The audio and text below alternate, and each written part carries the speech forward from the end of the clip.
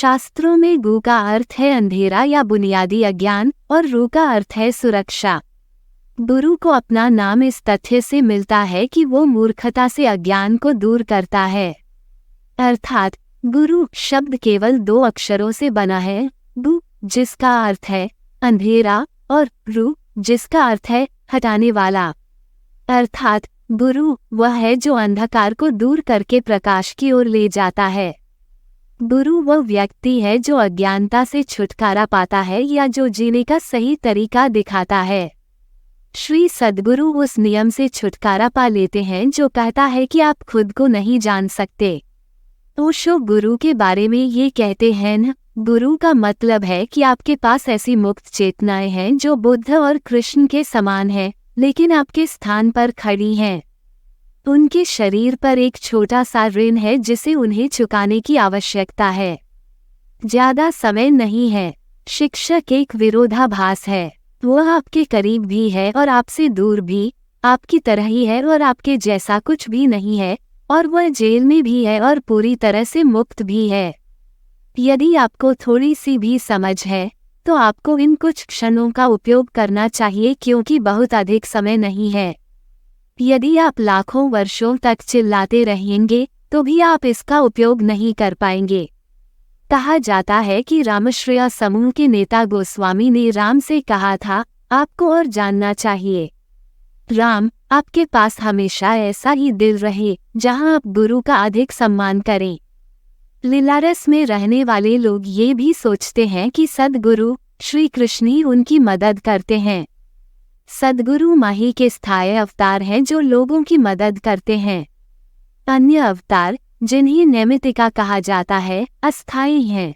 संतों का कहना है कि रामकृष्ण सबसे महत्वपूर्ण व्यक्ति या गुरु हैं। तीनों दुनियाओं के समृद्ध गुरु उनके प्रभारी हैं। सभी पवित्र ग्रंथों में गुरु तत्व की प्रशंसा की गई है। भगवान का अस्तित्व है या नहीं, इस बारे में अलग अलग विचार हो सकते हैं, लेकिन गुरु ने अभी तक ऐसा कुछ नहीं देखा है। गुरु को सभी ने स्वीकार किया है। प्रत्येक गुरु ने प्रत्येक दूसरे गुरु के लिए सम्मान, प्रशंसा और पूजा दिखाई है। कई भारतीय संप्रदायों के जीवित रहने का एकमात्र कारण गुरुवाणी है। उस समूह के सदस्य के लिए गुरु द्वारा निर्धारित नियमों का पालन करना सबसे महत्वपूर्ण है। गुरु का काम नैतिक, आध्यात्मिक, सामाजिक और राजनीतिक मुद्दों को भी हल करना है।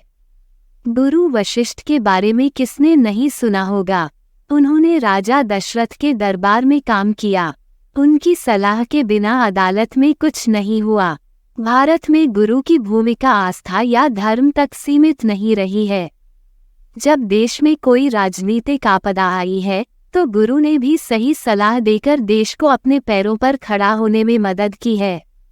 अर्थात गुरु समय की शुरुआत से ही हर तरह से और हर क्षेत्र में छात्र की मदद करते रहे हैं।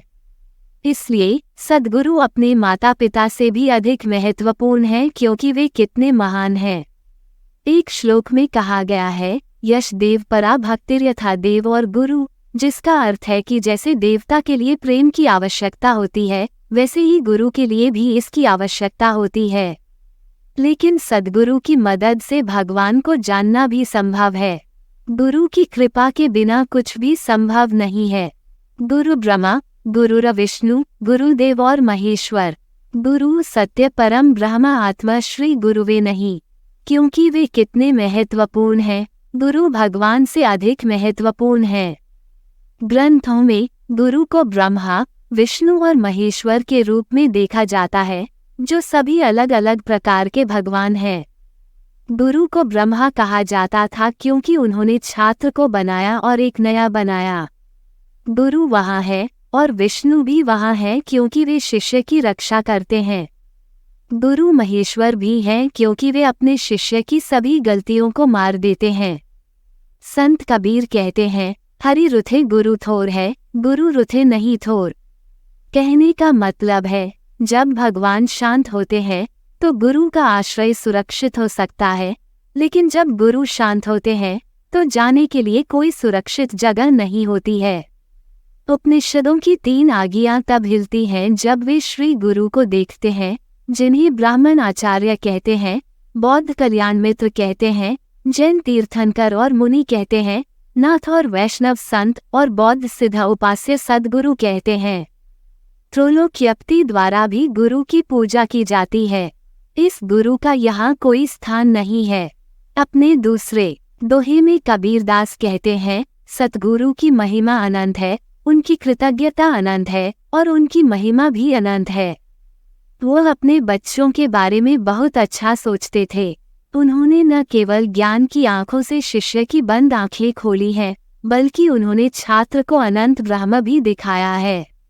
वो इस विषय पर अधिक लिखते हैं, यदि आपने नहीं किया तो हाँ, पूरा पतंग जब दीपक को देखता है तो गिर जाता है। अर्थात यदि सद्गुरु नहीं मिले होते तो बहुत बड़ा नुकसान होता। जिस तरह माया के प्रकाश से पतंग मारे जाते हैं, उसी तरह आम लोग भी करते हैं। मैं भी सब कुछ खो दूंगा। जिस तरह पतंगा सोचता है कि दीपक खत्म हो गया है, उसी तरह ज्यादातर लोग सोचते हैं कि माया खत्म हो गई है और खुद को उस पर फेंक देते हैं। मैं भी ऐसी ही स्थिति में था। इस वजह से ब्रह्मा, विष्णु और महेश भी गाते हैं कि सद्गुरु कितने महान हैं। मैं दुनिया के हर शिक्षक का सम्मान करता हूँ। धन्यवाद। आप देख रहे थे गॉड ब्लेस टीवी हिंदी। हमारे साथ जुड़ने के लिए सब्सक्राइब अवश्य करें।